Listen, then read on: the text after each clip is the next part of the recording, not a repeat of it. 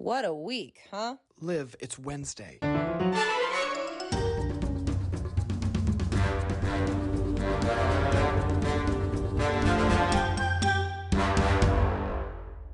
Hello and welcome to the Lemonades Wednesday podcast, where we're watching and discussing every episode of 30 Rock. I'm Liv Olcott. I've never seen 30 Rock before. And I'm Jack Dalton, and I have seen every single episode of 30 Rock. And this week, we're talking about Season 2, Episode 6, Somebody to Love. But before we go to there, give us a like and a follow on social media. You can find us on Instagram and YouTube on video at Lemonades Wednesday Podcast. And you can email us at lemonadeswednesdaypodcast@gmail.com. So for this week's episode, Somebody to Love was written by Tina Fey and Kay Cannon, directed by Beth McCarthy Miller, and aired on November 15th, 2007. There were 69 jokes in this episode. That there were. Nice. According to IMDb, this is the episode where Jack has a one-night stand with a Democrat who is campaigning against one of NBC's sister companies. Liz suspects her neighbor is a terrorist. Big bummer all around there, but we'll get into it. And Kenneth tries to raise money to buy Jack a pair of pants. Kenneth is just always in his own delightful little world, and I'm He's so perfect happy to for that. me. Now, before we dive into the episode beat by beat, we must first make our offering to the patron saint of comedy, Tina Fey, by observing what, Liv? The rule of threes. Oh, of course. Is this a rule of threes call? As you know by now, each week I will share 3 fun facts about the production of the episode we're discussing. So, number 1, this episode was the first episode that actually contained a reference to the writer's strike. Liv, did you catch it? I did, actually. Yes. I was sitting there because I recognized the Wolf Blitzer gets caught in Wolf Blitz. Yes. If listener or viewer, it is not clear to you what we're referring to. We're referring to the Easter eggs in the text crawl at the bottom of the news segment. Specifically, during Cece's interview on MSNBC, one of the news crawls reads, quote, "News crawl affected by writer's strike, using repeat text from previous season." Very clever. Spoiler alert, that's going to come up in our stages. Fantastic. Number 2, 30 Rock used the Shineheart Wig Company, referenced many times throughout this episode, and also referenced in the org chart scene with Tracy and Jack in season 1, to mock its corporate parent company and to give itself some cover. So the idea is that, as Robert Carlock has been quoted saying, if someone is poisoning a river, it's the Shineheart Wig Corporation, and not General Electric, a very real, non-fictional company. That's a good use of cover, honestly. Yeah, and I know that, they've said that NBC has kind of been put to heel with not criticizing 30 Rock for making fun of it. Mm-hmm. We know that has already happened, but GE, I guess, is maybe an entirely different beast. So yeah, not a bad idea to add some cover there. Yeah, totally. And number 3, all I wrote down was Edie Falco. Yeah, moving on. Like, Edie fucking Falco. I'm so delighted that she's here. Liv, do you have any existing relationship with Edie Falco? I mean, both personally, but then also through your TV screen? I do. She's my mom. Liv has been a Nepo baby this entire time, ladies and gentlemen. Surprise! No, I love Edie Falco. I mean, you cannot talk about her without talking about Carmela Soprano. It's true. Rightfully so, lauded as one of the best TV performances of all time. Pretty sure she got 3 Emmys for this performance. Not even nominations, but wins. Yeah. She is so good. I remember my dad loved Nurse Jackie. I never really watched Nurse Jackie. I didn't either, but I know that my was dad also really loving it. She was nominated like every year for Nurse Jackie as well. Yeah, she was just sort of everywhere for a while, as she should be. She's amazing. Yeah. No, she's really, really wonderful. And she's great in this show as well. But I guess the only other thing I'll add here from the behind the scenes side of things is that Edie Falco is very nervous about joining, kind of like Emily Mortimer, actually, in terms of an actress who's more renowned and maybe perhaps more comfortable in more dramatic roles in dramatic shows, venturing into comedy. She was a little bit nervous about it. I recently watched an interview with her where she was reflecting on a lot of parts of her career, and they were talking about 30 Rock. And she had said that she's like, she remembers kind of walking in there and feeling like she was in the deep end a little bit professionally, and just being able to watch Tina Fey and Alec Baldwin, who are just like legends in the comedy scene, like do Yeah. their work, and she was trying to pick up notes from them, but always felt a little bit out to sea. But I really adore her in this role. I think she's a Yeah. nice addition to the show. And she has a suitably insane origin story that I'm excited to talk about. I am so thrilled that she's here. It's just a great surprise. Truly. Well, Liv, Jack, have you finished jamming out to that San Francisco sound? I hate that San Francisco sound. Ugh, okay, then fine. We'll stop listening to it and we will get to the episode instead. I want to go to there. So this is a cold open. Like, truly, truly no other. It's true. Everybody is smelling maple syrup. That's really it. That's the cold open. It's nighttime. Pete and Liz are watching a movie, a Lifetime movie. I wonder if that will come up again, maybe later in the episode. Yeah, there's a curious blonde woman in that live action Hmm. or that Lifetime movie, live action And Lifetime movie. and is that a Jack Russell Terrier I see? It could Hmm. be. It could Much be. to Well, think make a about. mental note. Right. Yeah, we'll come back to it or not. Tracy is trying to practice his rerun dance for the What's Happening sketch, but somebody's making waffles and it's making him horny. Liz then confused because doesn't he live in New Jersey? What's the coincidence of, someone in Manhattan and someone in New Jersey making waffles at the same time at night? Jack then calls.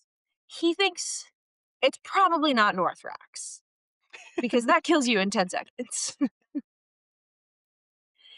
It's probably just a strange wind pattern coming off Staten Island where they make flavorings. It's most likely fine. Freaking Liz out completely. And then for some reason, we just get a cut in shot in between Liz and Jack talking of Tracy practicing his dance. It's just a great visual gag. Jack is sitting there saying, like, Northrax would kill you in 10 seconds. So then they sit for 10 seconds in silence while Tracy Jordan dances in between Yeah, and that's our cold open. them. I really liked it. Yeah, There's a lot of good it's visuals fun there. to see the show do like a true cold open because I feel like normally it really does relate back to the plot of the episode. And this one has some Yeah. tie-ins that come in, but it's not really focused on the main plot, which I kind of like in a cold open. All right. Well, that brings us to the main body of the episode. So let's start with Jack and Cece. We open with Jack in hair and makeup, getting his haircut, holding up a photo of Ronald Reagan and just saying, "Make me look like this."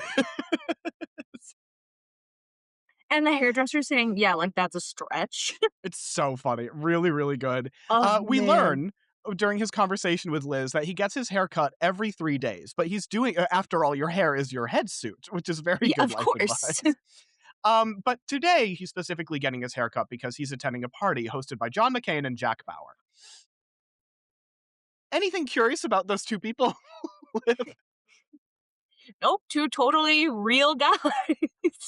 Yeah, two completely real men. And Jack has to look his best because, as he puts it, no one is bitchier than conservative males. And frankly, I don't think that's wrong. I Yeah, think he's that is right.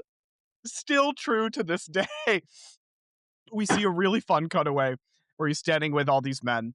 And one of them, he has one single hair out of place on his head. And one of the men says, "God, Donaghy, did you comb your hair with a chicken bone?" Everyone Oh my laughs at him and god, it's so good. he looks completely devastated. Liz has a really fun little parting word here where she says, "Well, don't get peer pressured into invading Iran," as she walks out the door. Um, Cool. yeah, cool. In this timeline, especially in 2026, revisiting the scene. But before she goes, Jack gives her a Shineheart Wig t-shirt. It's not only just merchandise, it's also a little bit of a PR move because apparently there are some PR concerns with the Shineheart Wig company. It's very subtle, but I don't know if you caught it. On the back, it says, "Not," bold and underlined, "poisoning rivers since 1997. I wonder what the PR thing could be about. I have no idea. It's just like Yeah, do you really know? I got cool. confused. I know. It's just a really cool all black t-shirt or sweater. It's great. It's great. Yeah, No love it. ulterior motive whatsoever. No. Well, at this party, while he's at the bar, Jack meets a woman, Edie Falco, who he learns her name is Cece, and she compliments his haircut, which I think wins some points in his book. Oh, Um, for sure. He's smitten immediately. he's immediately smitten. She makes a crack upon hearing his drink order about him being a University of Tennessee sorority girl, which is very funny. And And also as pretty she accurate with that drink order. also pretty accurate with that drink order. Well, as the bartender hands Jack his drink and says, "Sir, here's your Nancy Drew," and he, affronted, turns to him and says, "For men, it's called a Hardy Boy." I This is, like, truly, I think, one of my favorite jokes of the season, maybe? Yeah, It's yeah, so really. good. I don't know, just, like, the Nancy Drew to Hardy Boy, because, like, that was, like, so very much my childhood of, like, my brother read Hardy Boys, and then my poor parents had to buy, like, a whole new set because I wanted the Nancy Drew books, like, it just, like, really got me. And also, just for any listeners who may not remember the specific details of the scene, his drink order is white rum with diet ginger ale and a splash of lime. I just need that to be said out loud because, like, that is a University of Tennessee sorority girl drink. He doesn't want to get too drunk too fast. These are long Ah, nights. gross. Diet ginger ale too? Yeah, that's Brother. unfortunate. Well, later on at the party, we revisit it for maybe 20 seconds to find Jack at a piano, playing and singing "What the World Needs Now Is Love." And what a Honestly, 20 seconds it is. He's great. and what yeah, Alec Baldwin has a really nice voice. I don't believe it's him playing the piano, No. but prove me wrong, Alec Baldwin. I could be wrong. But Cece, very intrigued, just watches from overhead at the top of the staircase. And you know what? I don't think they're ever going to see each other ever again. Oh, you mean it? Yeah, I mean, oh no, they had sex and they stayed over at the hotel together. Okay. Yes. Yes. Well, apparently, yeah, we see them the next morning. Cece in bed. Jack goes and wakes her and thanks her for what a wonderful night he had, and she had a wonderful night too. It's Yeah. genuinely very sweet. We learn that Jack tried something with an ottoman that apparently didn't work out because the ottoman had wheels and he ended up dropping her. But she said, "You know what? Nope, who knew? Like it's all right." Yeah. How are you Um, supposed to know? yeah, happy to try new experiences. And with that, Cece runs into the bathroom to go get ready for work. But while she's in the bathroom, Jack turns on the TV and MSNBC is on. And who is on MSNBC right now? Oh, it's the woman he just had a one night stand with, Cece. He learns to his horror that she is a Democrat from Vermont. Literally nothing could be worse. Absolutely nothing could be worse. Except for the fact that not only is she a Democrat from Vermont, she is a Democrat from Vermont who is targeting one of his subsidiaries. Specifically, she's going after the Scheinhart Wig Company for dumping food Yeah. dye into the Chickatagua River, turning the children of Chickatagua orange. The cutaway to the children. Is so good. They're orange. They're orange. I think it's something about the fact that like the kids aren't like really looking at the camera. It really does feel like you were 3 blocks away and the news camera saw the Yeah. orange children and just zoomed in with a fisheye Use that lens. insane zoom, absolutely. It's really funny. And well, very quickly they realize who the other person is, and it's a disaster. It's a Yeah. PR disaster. It's a professional disaster. They cannot be seen together. They can't be together. This never happened. They can't tell anyone about it. But the worst part is that Cece really liked him a lot. It's actually It's quite sad, sad. yeah. It's sad, it's sweet, and it's sad, and she runs off. Great act closing line by Alec Baldwin saying, "I gave her the ottoman and she walked out." I mean, there's nothing as devastating as, like, really liking a guy and then finding out he's Republican. Yeah, it's a tragic, Mm, tragic day. we've all been there. I'm now gonna pivot to talk about Kenneth, as we should. Actually, Yes. you know what? I think instead Kenneth might be a palate cleanser. I instead am going to dive into the bowels of the Liz and Pete and Raheem plotline. Do we have to? What if we just We don't do. talk about this? We can just talk about I everything know. else in the episode. There are certain things that I want to highlight, or actually, I guess highlight or discuss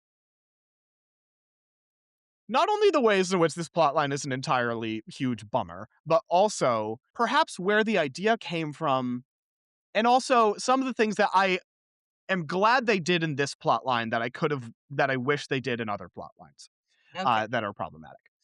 So to hit the plot beats, we do learn from Liz at the beginning that, like with the Northrax cold open, she shares with Jack that she gets really nervous and antsy about Homeland Security stuff.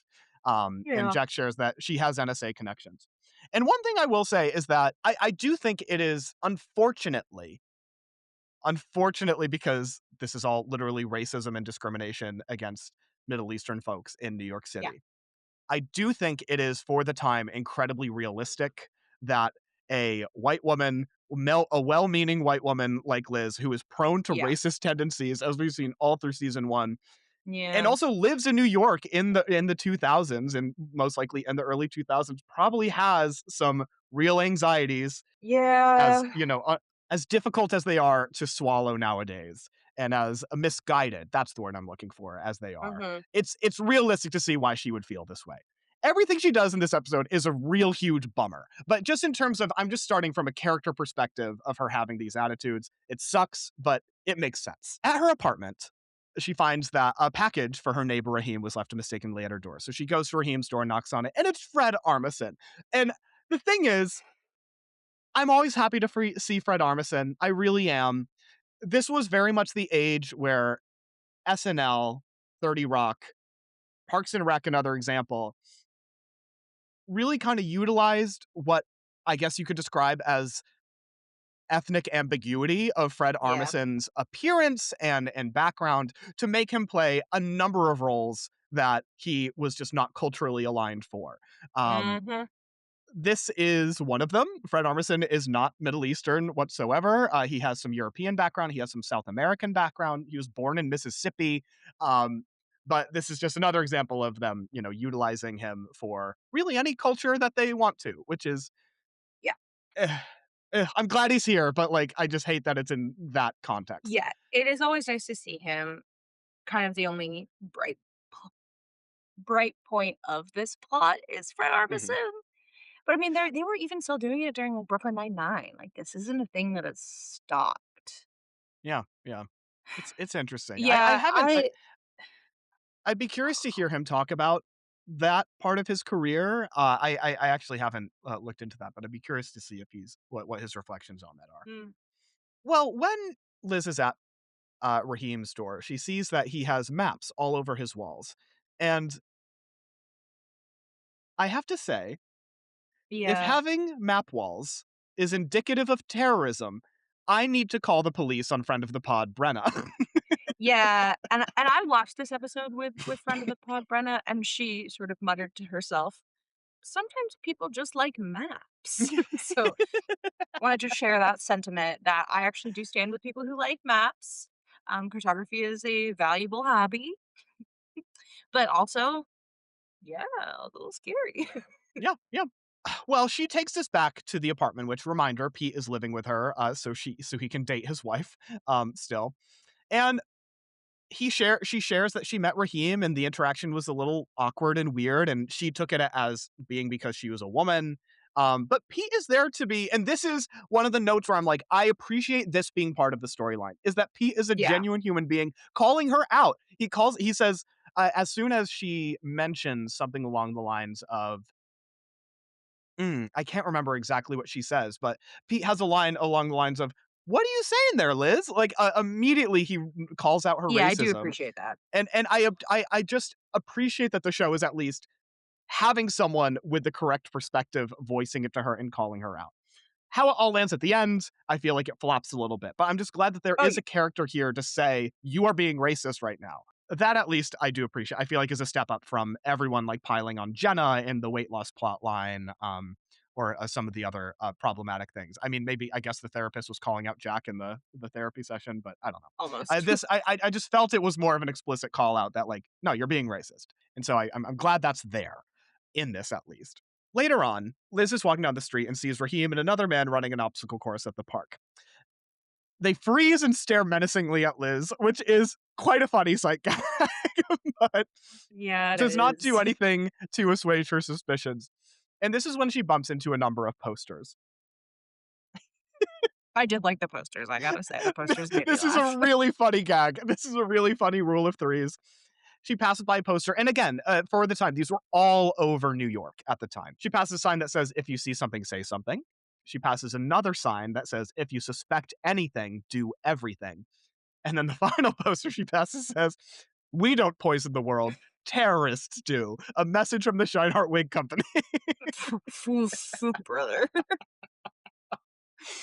Oh God. Yeah. That's a genuinely good bit in a Yeah. sea of frustrations. And that's it for the first half of the episode with that plot line. And now let us retreat to our palate cleanser, our delightful boy, Kenneth. Oh, I yes. figured now we need to pick me up. So speaking of picking things up, Kenneth just picked up Jack's tux from the cleaners. But oh dear, it turns out that the pants are missing. He What has he demands to done? find or replace the pants once he finds out that they cost $2,300. And I want to give a quick shout out to Jack McBurn's delivery of "Sweet peaches, what have I done?" And what has he done? How did that happen? Like, truly. I mean, we've seen him on his bike before, like biking around That's the city. I true. wonder if he was just holding up like the dry cleaning bag and it just slipped out, like rolled off of the But aren't hanger. pants, like, normally, like, clipped into the hanger? Or is that just I for would say women's clothes? no, they usually are. Sometimes they can just be draped over like the bottom rung, Got it, but okay. You're perhaps just these dry biking so cleaners were. vigorously. And you know what? Okay. I bet he was singing "There's no business like show business" as And he I went. wish we were watching that instead of the other plot lines in this episode. Yeah, just on a loop for like what, maybe 10 minutes, That would be encompassing the entire fine. plot line. That'd be great. Well, Kenneth's idea is to raise money to go and buy the replacement pair of pants. And how does he do this? Well, first of all, he takes a note from the Shineheart Wig Company and starts hanging up posters to Mhm. aid in his messaging. So he hangs up these bright pink posters all over the Perfect. studio. And I love that throughout the rest of the episode, you will always see like They're 5 of them over someone's shoulder. everywhere. Yeah. And what do the posters say? They say, "Lost, pair of fancy tuxedo pants, rewards, hugs." Hugs, very vibrantly included in Green Zoo's economy, as we learn. Can I be honest? If I saw those, I would spend $2,500 on the pair of pants and then give them to Kenneth so that I could get the hugs. I think that's the most on-brand thing for you ever, and I Yeah, co-sign this. I I would support have to. you. I can't support you financially, but I can support you, Damn in it. this action. What if I Sorry. eat that expired ketchup over there? Maybe I'll give you $400. Making money. Else Elsewhere on the poster I wanted to point out are in italics, it says, "Color black. Shiny black satin trim." Hmm. It's a very Hmm. descriptive poster. It has a drawing. It's lovely. And Tracy sees this and sees that his friend Kenneth is stressing and he wants to help. His first bit of advice is that whenever he loses something, he just screams until he has it again. Yeah. And so he tries it. He starts screaming, "Pants, pants, pants." And almost instantaneously, Grizzin.com sprints out of his dressing room and run up to Tracy with multiple pairs of pants. I really love the shot of Tracy afterwards, where he's like biting the end of his glasses, looking at Kenneth like, Hmm. "Did that help? Yeah, Did it's that the fix it?" toddler method. It's perfect. And another great bit of the inexplicable beef between Kenneth and Yeah. Grizzin.com, as they very helpfully suggest to him, did you retrace your steps? Did you try going back to the dry cleaners?" And Kenneth says, "Yes, obvious twins." Jesus. It's a great little dynamic that is never Yeah. really explained and also never goes away. And it's Perfect. delightful. It's really, really Yeah, good. they're so wonderful. Mhm. All right. I'm going to talk about Liz, Pete, and Raheem first. I think that's I'm the going to move. get Get it out of to, the way. frankly, the stuff that I like better. Yes. Yes. All right. Liz goes to talk to Jack, but falters a little bit when she sees that Jonathan is in the room. Another example of a microaggression. Mhm. But Jack says, anything you say in front of me, you can say to Jonathan. To which she then blurts out, "I think my Middle Eastern neighbor is a terrorist." Do you want to give a shout out for Malik's face acting here? He has It's a phenomenal reaction.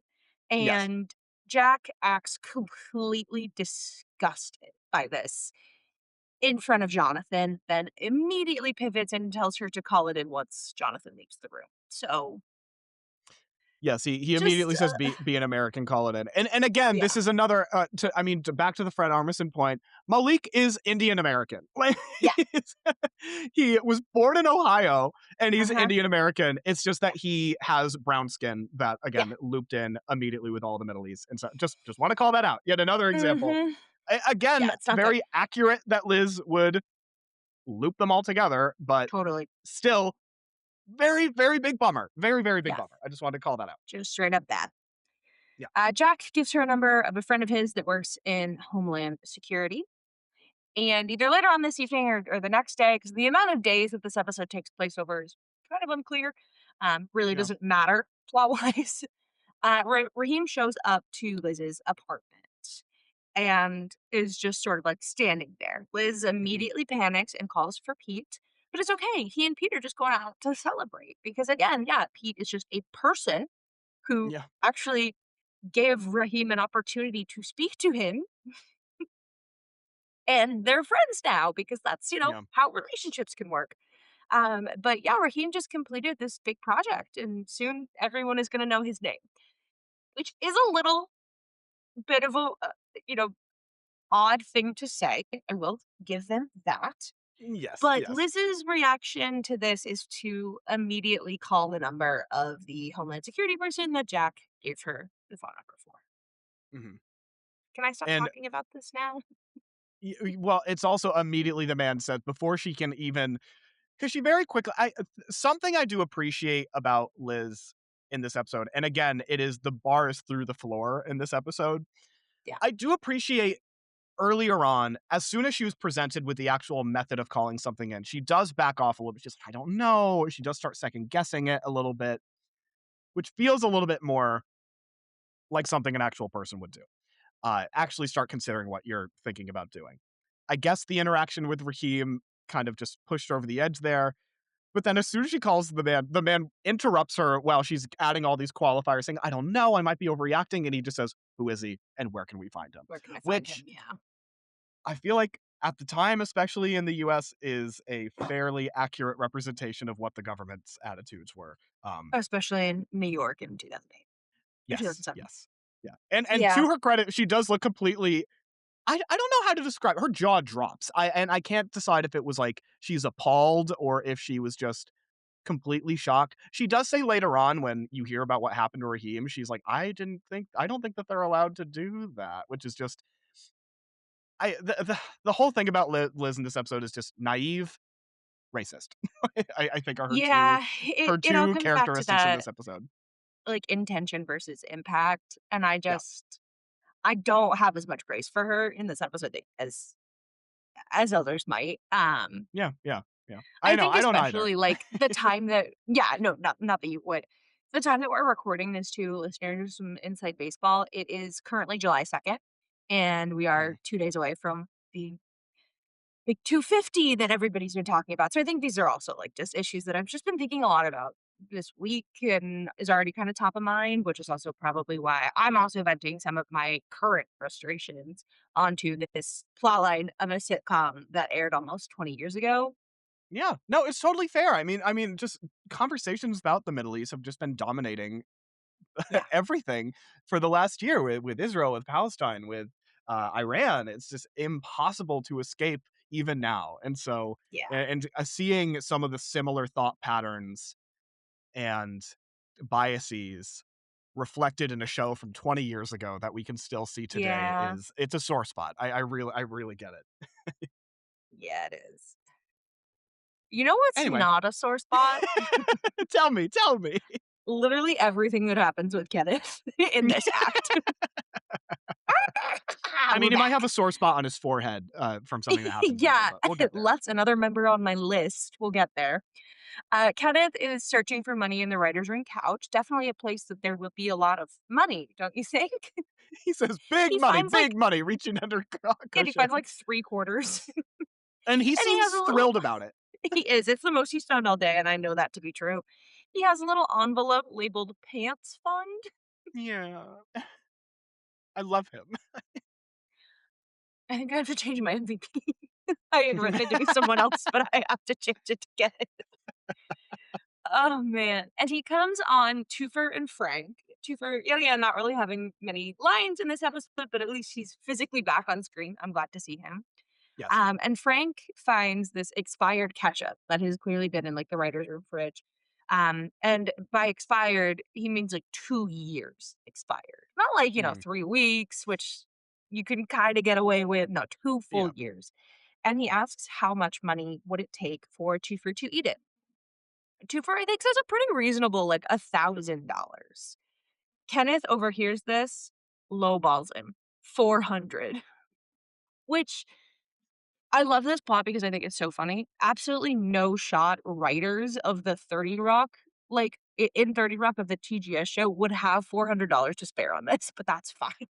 I had the same thought. I'm like, that's still an insane amount of money to Yeah, agree to. don't worry about it. It's okay. And he does it. He feels weird, but he does it. And then, like, even more of, like, these people would not have this money. Frank straight up says, like, let us give you the rest of the money, which is really kind. It is. It They is. do want to help him out. No way do they have $2,000 lying I know. around. I mean, there that's are a fine. lot of them there. Like, if they were to pool it, they could, make a dent, but still, $2,000. Like, that's Respectfully, still. right. But Agreed. Kenneth says, no, I'm not going to take your money. We Parcells are neither wealthy nor circumcised, but we are proud. Forgot about that one. He's going to earn this money. So does anybody else have stuff for him to do? Oh, they sure do. And you know what's crazy is he actually ends up doing 3 stunts to make money. Does he? He does. Dum, dum, dum. Okay, Jack. Fuck, marry, kill. Eating an entire bottle of 2 years old expired ketchup. Donning a gorilla ape mask to scare Lutz while he's sleeping on the couch and then getting beat up by a golf club. Or whatever you want with that old lady in accounting that thinks you're her husband who died in the war. Come on, it's kind of a layup. Yeah. Well, I think I'm marrying the old woman. I can Mhm. provide companionship. If she wants me to like go into the delusion of being her husband who passed away, I can do that. I've been told I have an old soul. Yep. I guess I'm fucking the monkey mask and getting attacked with a bat. I guess just because Hey, whatever some you're people, into, man. right? Some people are into that, and who's to say? And I'm not I gonna have yuck to anybody's yum. thank you, and I have to kill the Yeah. the ketchup. I couldn't imagine doing anything sexual with that or keeping it around for any longer than it already has been. It's time for it to go. Ugh, I feel Yeah. icky, and not just I because do I'm love sick. though, yeah, that these are the things that the writers are like, yeah, you know what? Let's have you do that. Like that feels really, really true to me Mhm. for who I know these characters to be. Yes, And that's really all we got going on with Kenneth right now. it's true. He is doing what he needs to do to get these pants back to Jack. He's gonna make it right. Mhm. Now, let's go back to Jack and Cece. They swapped phones. Oh no! And another just shout out to Alec Baldwin's ability to whisper. Yeah. We must have swapped phones after a night of doing it. So good. He's really good in this episode. Oh man, he's great. Then we get just some of the best product placement I've ever seen in my I whole forgot about life. this one. I forgot about this one, and it's maybe the most legendary. Yeah, as Jack is fleeing the room to set up his encounter with Cece, he just says, these Verizon wireless phones, they're just so popular. Liz goes, well, yeah, that service is unbeatable. If I saw a phone like that on television, I'd be like, where's my nearest real retailer? Then looks directly in the camera and says, can we have our money now? It's so good. I really appreciate how Liz, like, gets tired of the sentence halfway through it, where she says, Yeah. like, I'd be like, "Where's my nearest retailer so I can go out and get one? Can we have more money now?" It's great. It's really good. I love how 30 Rock does product placement, like with the Snapple bit, Yeah. with this, like it's just it really get your money, guys. Yeah, for I I sure. I think my favorite tools that they whip out when they can, and they do it so expertly, is product placement jokes and breaking the fourth wall jokes. There's so many to come where I'm just like, this is such an excellent, unique idea, and no one really. It's kind of like running gags in Arrested Development. Like no one really does Yeah, running gags like Arrested Development. I would say no one does fourth wall breaks like 30 Rock does. excellent news. I'm so excited. Well, Jack finds out that she's going to be around for a little bit. She's working out of the Clinton office in Harlem for a few weeks, helping Hillary with her platform for universal health care. Fuck yeah. It sounds If great. only. Yeah. To which, oh man. It's a really funny line. So What does he say? What does he say?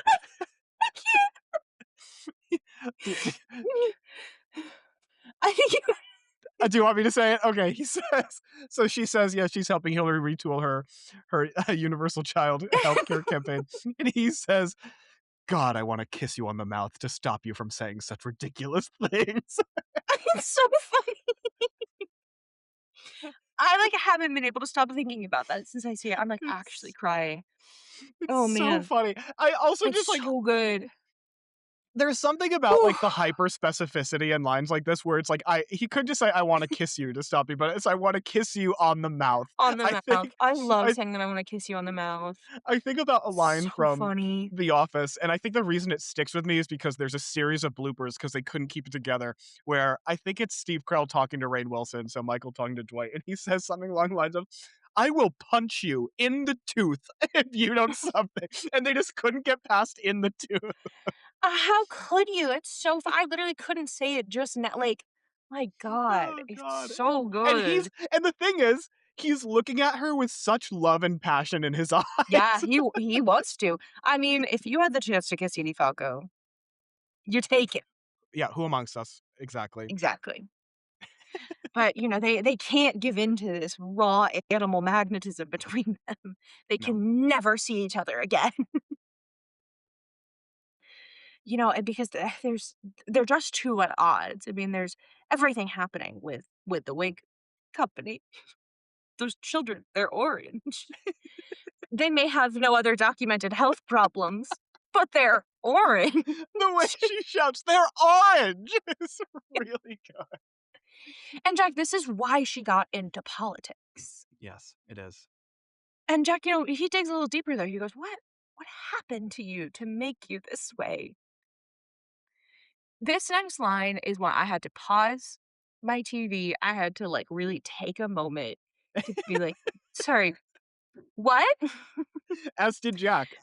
Yeah, because she says, full sincerity, in 1998, I got shot in the face by my neighbor's dog. You know how that happens when your neighbor's hunting rifle has a faulty trigger safety, and one day the dog started chewing the area and it shot her in the face. So funny. It's the way I also just Oh, appreciate man. how funny the blocking or the structuring of Jack literally asking this new character, "What happened to you to make you this way?" Yeah. Like just telling, not showing completely. And then Oh, yeah. she immediately has a traumatic backstory that she looks wistfully into the distance and shares with him. It's just like She so sure does. transparent storytelling, and that just makes it so much funnier. Yeah. But, you know, don't worry. It's not all bad. No. She got a Lifetime movie named after her and 6 rounds of surgery that make her better looking. The way Edie And Falco then looks like slightly like, what's the word I'm looking for? Not full of herself, but she's feeling herself as she's saying that. She's like, yeah, she "I'm looks much great. better looking now than I was then." She's amazing. And then we get a quick shot of said Lifetime movie with Kristen fucking Wiig. Who else could it be? Candace Vandershark herself. That's a great name. Starring in A Dog Took My Face and Gave Me a Better Face to Change the World. The Celeste Cunningham story. Perhaps the longest title that has ever existed. Still easier to say than Roger. It's true. It's true.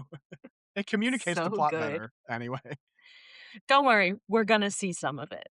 But Good. first, we have, your classic slap, kiss, kiss, slap, goodbye, which Tracy sees, and he is Mhm. immediately into it. Mhm. He Big wants fan. Jack to tell him all the details. He's had plenty of women mad at him the morning after. Mhm. To which Jack says, she's special, but we're on complete opposite sides of a feud. It'll never work. And Tracy, on the side of love, says, go for it. But Jack doesn't believe in soulmates. You know what I bet will change his mind? What? Watching the Lifetime movie about her. It probably will. Can I quickly interject just to say, when Cece is sharing her story with him, and she says a Jack Russell Terrier shot me.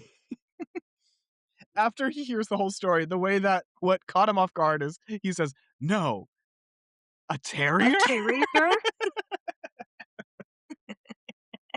That's great. Later that night, he's watching the Lifetime movie. And just where I set the scene, picture it. Mhm. He's in matching pajama set. Full glass of milk. Laying on his bed. Brother is locked in. You know what? He's kind of dressed like the kid from Polar Express. Just saying. I Ever appreciate seen them in the also... same place? No, can't disprove it. I also just appreciate the way he's laying sideways on the bed, head towards the TV. He's just very locked in. It's the only way. But He's captivated. let's hear maybe a little bit of this Yes. phenomenal plot. Let's. Hey, Cece. We're having a barbecue tonight. You're welcome to come. Thanks. Maybe I will. Get the gun away from the dog. Hey, hon, have you seen my hunting rifle? Last time I saw it, the dog had it. What is wrong with you people? I'm going to get into politics.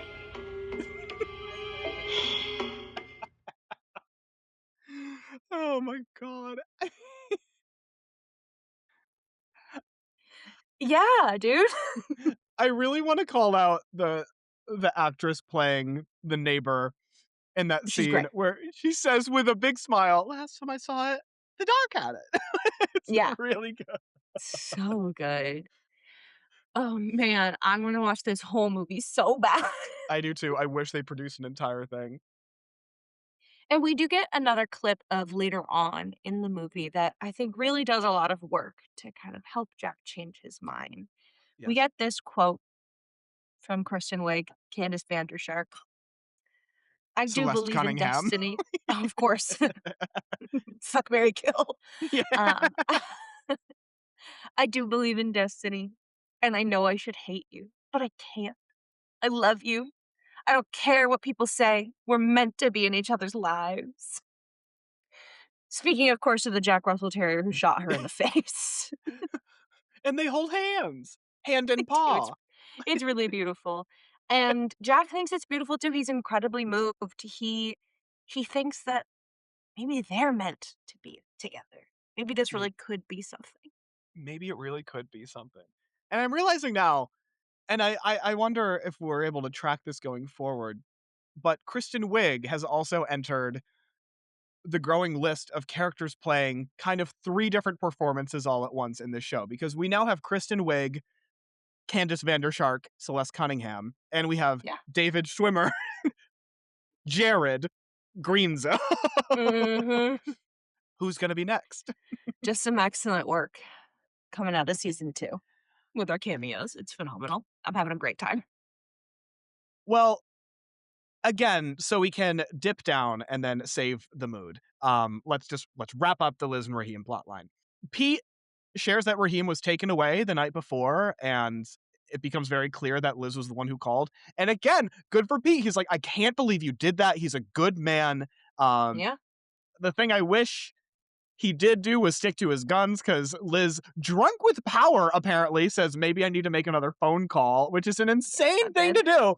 And Yeah. he immediately caves, which, again, speaking to truth to character, is a very Pete thing to do. So that makes sense. I just wish he would have gone after her a bit more. Yeah. We find out that Raheem left a videotape for Liz at her apartment because she works in the media and he wants to get his message out. She certainly takes it as threatening and perhaps like a manifesto being delivered or something like that. No, it's an audition tape for The Amazing Race. It's genuinely the sweetest thing I've ever seen. Like it's Raheem and his brother, who is actually Middle Eastern. Again, just seeing him and Fred Armisen standing there is just, again, They're just wildly different. rubs me Yep. a really weird way. Yep. And it's just this really delightful montage of them saying, they've been training, they love America, they've been practicing to go to the airport quickly. They list all the places that they've traveled around the world, and the last one they mention is the Cleve. They flee to the Cleve, Liz. They should have stayed. They should have stayed in the Cleve with Floyd. Raheem and Floyd would have really hit it off, I think. Floyd would never do anything to harm him. He never would. And my last note here is that, Liz is watching this and she feels awful. Good is what I wrote. Yeah. Correct. I'm glad she feels horrible. Yeah. And I'm not upset about it. I'm relieved that she feels horrible, I guess I'll say. But I do not have a lot of empathy. I don't feel bad for her. Right, exactly. And Raheem returns maybe a day or two later, and he has just been, no sugarcoating it, he's been tortured by the U.S. government. Like, that is what he's describing. Liz, again, the naivete coming out, just is like, I don't think that they're allowed to do that, which is like, well, yeah, maybe you should have thought about that before you called in your neighbor. And now Raheem shares that he's really angry and he wants to do something spectacular with his anger. Goes back into his back to his apartment. She smells maple syrup again, thinks it's Northrax, so maybe not learned her lesson just quite yet. Not runs even off. at all, yeah. Pete has been making waffles, and the only thing I'll say about this bit is that I do appreciate that they're starting, and they have been for a few episodes, of making use of the last little bit of audio over the executive produced by Lorne Michaels sound. I do appreciate that, yes. Just the thank God as it fades to black. It was very funnily delivered in a bummer plotline. Okay. Yeah. The end. For that plotline. We're done with it. We're done with it. We're completely done with it. Woo! Let's wrap up Kenneth really quickly because there's really only one scene. Kenneth has secured enough money to replace Jack's pants and brings them to Jonathan. And Jonathan says, wow, you must love him as much as I do. Kenneth walks off. Jonathan opens up a until now unseen hidden closet door that is full of identical suits. I'm kind of scared of him. I was going to say, the most suspicious person in this episode is Jonathan. Yeah. It's a little weird. There's haunting music playing. There's a choir singing along. Yeah.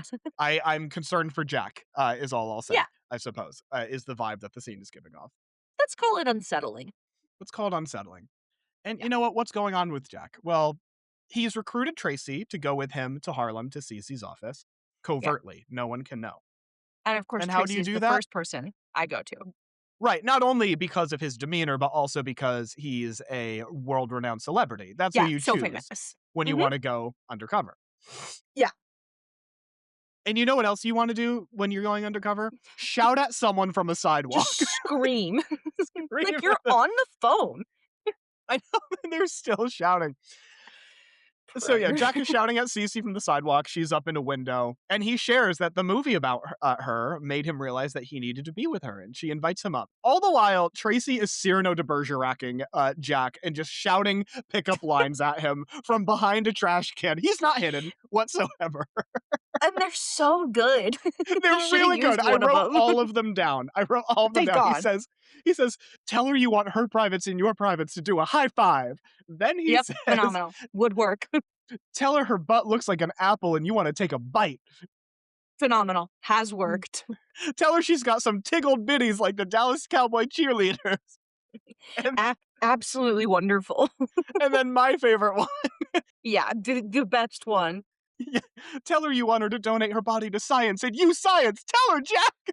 Tell her, Jack. He's really trying to help, and I think he's doing a Yeah. great job. He's on the side of love. Inside, Jack and Cece, they connect, they kiss, they hug, and they're like, okay, they both feel really strongly about each other. They're gonna do this, but absolutely no one can know. And I also appreciate the line of Jack being like, let's just ignore all of our differences, which is Yeah. a great foundation for a relationship to be built off of. And the line, we'll be together until the sex stales, and then we each walk away bitter and angry. Yeah, it's really good. Oh, man, And Bianca really did a number on him. she did. And Cece says, absolutely no one can know, not even your friend Tracy Jordan out there. And Jack says, I don't think we need to worry about that. And one of my favorite Tracy Jordan lines ever, and I think Tina Fey is quoted saying that this is maybe her favorite line from him, is It's him perfect. speaking to a pigeon. And he says, stop eating people's old French fries, pigeon. Have some self-respect. Don't you know you can fly? And that's so valid. It is. He's trying to hype Jack up. He's trying to hype the pigeon up. He's just the world's greatest hype man. He was trying to hype Kenneth up earlier. He's just Great I episode think for Tracy. Great episode for Tracy. He just wants people to be doing well and taking care of themselves. Yeah. And that's the episode. So, I mean, we've already kind of talked about it a little bit, but Liv, Yeah. give us your summarizing thoughts. Okay. I really, really like the Tracy, Jack, Cece plotline. I really like the Kenneth plotline.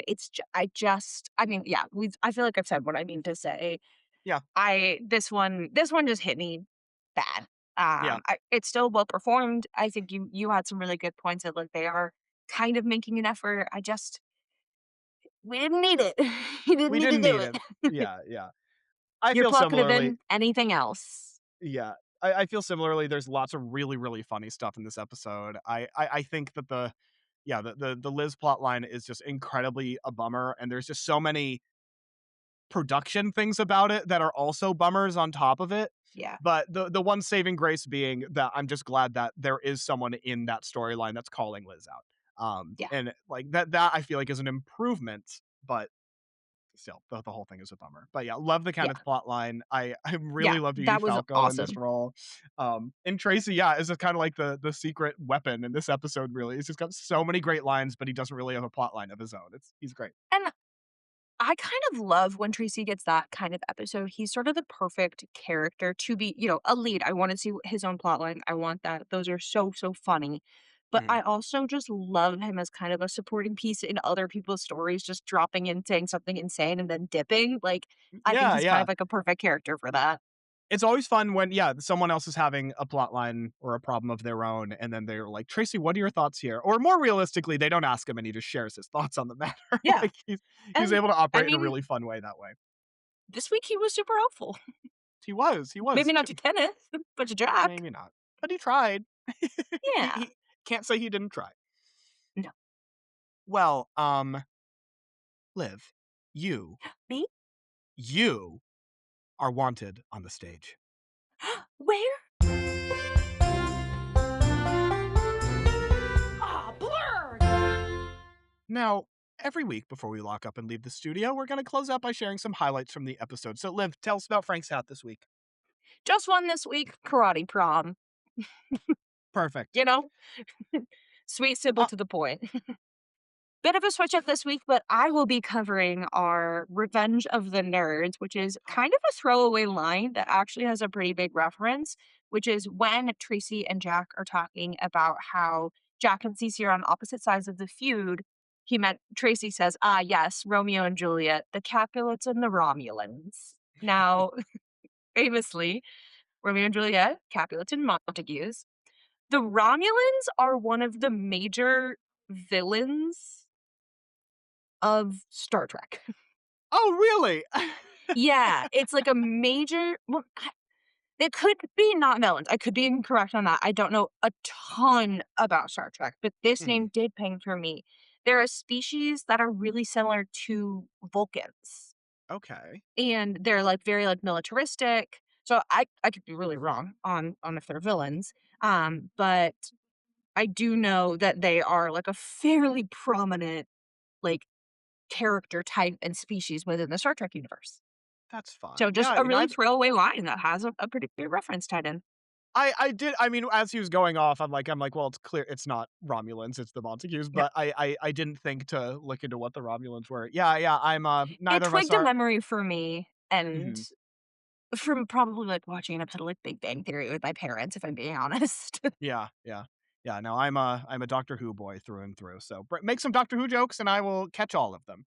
And But Star Star Wars Trek, over here, so been there great we for go. me. There will be plenty of that. And yes, for our time capsule moment, the moment joke sight gag that really kind of encapsulated the fact that this is 2007. The fact that Jack Bauer is co-hosting this party. Yep. Man, Very 24 good. really took over. It did. It was huge at the time. And can I use this as a platform to voice a gripe of mine from 2010? Please. It's related to 24 is why I bring it up. And I think you will also have a personal stake in this. Okay. 2010 was the year that both 24 and Lost ended. It was their final season for both shows. At the Emmys, the composer for both 24 and Lost were nominated for Best Score for a television series. And of course, they both submitted their finales. Yeah. And Michael Giacchino from Lost didn't win. It instead went to the composer from 24. Now, listeners, you may ask, well, Jack, have you watched 24/listened to that soundtrack so you can make a non-biased comparison between the two? No, and fuck off. I'm not going to. It should have been Michael Giacchino. It should always be Michael Giacchino. If you're up against Michael Giacchino, prepare to lose. Yeah, exactly. It should always be Michael Giacchino, both at the Emmys and also as Liv's #1 listened to song in Spotify Wrapped.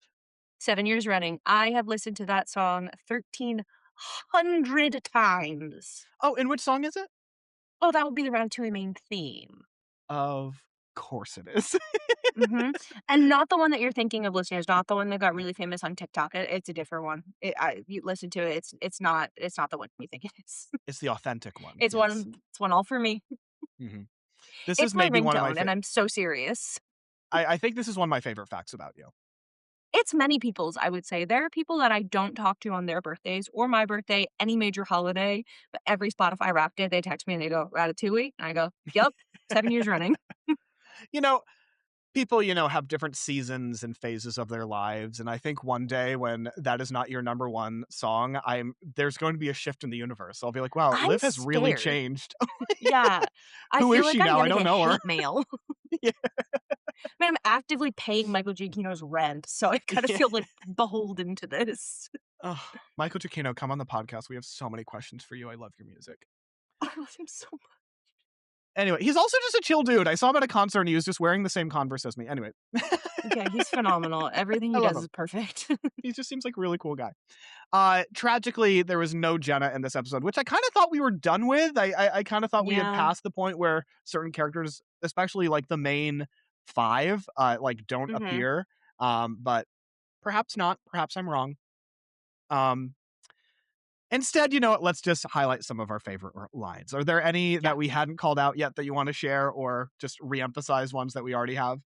So, I mean, there's a bunch that I really do love. Here's your Nancy Drew for men. It's called a Hardy Boy. God, I want to kiss you on the mouth to stop you from saying such ridiculous things. So good. But I think my favorite line of the episode was actually one that we didn't talk about, is when Kenneth is telling Grezin.com, and Tracy, what he has been through already to search for the pants, is that he looked in the last place you would ever expect. And no, Mr. Donahue's pants are not in the ladies' room at that laser tag place on 12th Avenue. He's thorough. He's really nothing got if me. Not thorough. It's really good. Yeah, what about you with your favorite lines? Yeah, we called out pretty much all the ones I had written down, but one we didn't mention is when Jack's cool Verizon wireless cell phone starts ringing in his pocket, and he says, "That's not my ringtone. I hate that San Francisco sound." Really good. For a split second, I thought it was What the World Needs Now. It was Love, Sweet Love. I was like, that's so romantic. That San Francisco sound. Yeah. Did you write down a favorite visual gag, our new corner? I did for our new corner. Tell us. Is one we've already talked about, but it had to be the crawl for me. news crawl affected by writer strike using repeat text from previous season. Because Yeah. also I was sitting there watching it and I was like, wait, hang on, wait. And then Yeah. realized it because I hadn't put it together that it was the writer strike. That really, really made me laugh. I also just really loved the running sight gag of everybody wearing the t-shirts. Yes. Yep. Like Kenneth wearing it over his page outfit, all the writers wearing it. I really, really liked that. It's there's a lot of great continuity gags in this one. Yeah, Yeah. like yes, with the Shot wig shirts, with Kenneth's posters being all over the studio in every Yes. scene. I think I will go with the news crawl is really good. I think I'm gonna go with the split screen of Tracy doing his little dance while Liz and Yeah. Jack are waiting to be poisoned to death. What With his little was that? they're just sitting there like it's good. Really, It really felt like good. an SNL sketch, actually. Like It they could did, have produced yeah. that on SNL. Like it felt very SNL to me. Yeah, and Live from New York at Saturday night. Mm-hmm. Well, who was your MVP? I know you said you might be pivoting So, earlier. What was your journey? yes. So, my first one that I wrote down was Jack. Then I flipped to Edie Falco. Mm-hmm. But I gotta go with Kenneth. I just Yeah. have to. He once again was a bright point for me in an episode that I was having a little bit of trouble with. And He he just always will be. continuously like saves this show for me. Like, not that the show needs it. I do really, really love this show. Just, as we're watching it and looking at it with kind of like a critical eye, it's a very different experience than I think how like a sitcom from the 2000s was like intended to be viewed. And so it's just nice to have like a character. I'm like, no matter what, he will make me laugh. And Yeah, he's always a gotta give it to safe bet. Kenneth. I completely hear you there, and I agree with you. I think I'm going to give the MVP to Kristen Wiig, which Yeah. I wasn't sure Sure. about at start, because I mean there are a lot of great cases for a lot of people in this episode, but I just forgot that it was her. I forgot it was Kristen Wiig. All of her line deliveries in that Lifetime movie are so funny. The cup hand to her cheek after getting shot, and I'm going to get into politics before falling Yeah. out of frame. She's amazing. The crying without any tears, like a Lifetime actress, talking to the dog about how they need to stay in each other's lives. And also, I could be wrong, but I do think it's Kristen Wiig doing the voiceover for Lifetime, where she reads the title of. I'll believe it. It's something about the line, the like kind of sultry way that they read the line. A dog took my face and gave me a better face to change the world. It's just really good. It's phenomenal. Yeah, I think that's a great MVP pick. Well, do you have any predictions? More Kristen Wiig. I hope. And also Edie Falco coming back. That I feel fairly confident in. That relationship is going to continue. And now I have a proposition for you. Because I think we're getting to the point where it's kind of hard to say what I think will happen because the plots are getting kind of more and more out there. Sure. What if you tell me what next week's title is, and I will kind of try and see if I can like guess what a plot line would be. Oh, I like this a lot because especially, I think I mentioned this in season 1, the episode titles start getting so out there as the show goes on. Oh, I love this. I really, really love this. Okay. Well, in that case. Yeah, what's next week? I'm putting this on you literally right now. See, and I know the episode, fortunately. Season 2, episode 7 is entitled Cougars. Well, okay. So that can truly be one of two things. Either Kenneth is preyed upon by a cougar, or Liz and or Jenna date a younger man. Okay. And I think from my extensive viewing of TV shows from the 2000s, it's going to be Liz and or Jenna either dating, hooking up with, maybe they don't know it. Because I think it was like Friends did it. Another show that I'm blanking on the name of right now definitely did it, where like one of the, women in the cast hooks up with someone and then they find out that he's like in high school or college. So like something like that. Or Interesting. Okay. giant cougar on the set, like actual straight up the cat. Maybe. I was going to suggest an alternate plot line where we learn that Cece is actually 95 years old and the reconstructive surgeries make her look really, really great for her age. Oh, man, that's a way better plot. I wish it's that. Well, I love this new corner. I agree with you. I mean, yeah, like like the predictions at this point is like, I want more of this character. It's like, well, yes. Exactly. I'm like, I want this guest star to come back. Like, it Yeah. gets to a point where it's like, I can't really tell you what's going to happen because also, like, the plot has wrapped. Right. Like, Yeah. we don't really have a lot of those multi-episode arcs. Well, listeners, upon the prospect of switching Liv's prediction corner to Liv tries to guess a plot line of the next episode based on the episode title alone corner, speak now or forever hold your peace. Weird, they didn't say anything. We're doing it. I guess we're doing it. Okay, I love this development. That's really fun. And excellent. For now, that's all for us this week. So until next time, you can find us on Instagram and at YouTube at Lemon It's Wednesday Podcast. And you can email us about how much money it would take for you to eat that expired ketchup at lemonitswednesdaypodcast@gmail.com. I'm Jack Dalton. I'm Liv Olcott. See you next Wednesday. We got a boogie gang.